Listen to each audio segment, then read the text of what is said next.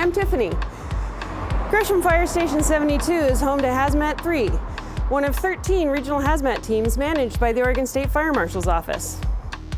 Gresham's hazmat team was not only the first mobile hazmat team in the state of Oregon, it was the first west of the Mississippi River.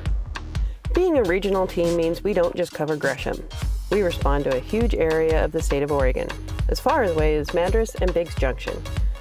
Hazmat teams respond to emergencies involving spills and leaks of dangerous chemicals like oil, gasoline, chlorine, anhydrous ammonia, and any other chemical you can think of. Hazmat 3 is a huge toolbox, library, and office space all in one. It has an office inside where we can look up information on the hazardous chemicals that we are dealing with. It has computers, satellite internet, phones, and radios so we can communicate with chemical manufacturers and other experts. It also contains lots of high-tech tools for monitoring and testing chemicals. We have lots of specialized equipment for stopping leaks in tanks and plumbing. We can also bring a rig that has supplies for stopping or picking up spills. It's super important that we keep hazardous chemicals away from people in the environment, but we have to make sure we keep ourselves safe too.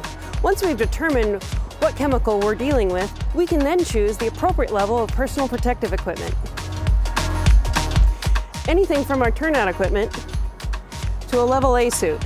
Don't worry, it's not a space alien, it's just a hazmat technician. An important part of hazmat is decontaminating ourselves and other people who may have come in contact with dangerous chemicals. We usually wash people off with soap and water, and we catch the water in these pools so we don't contaminate the environment.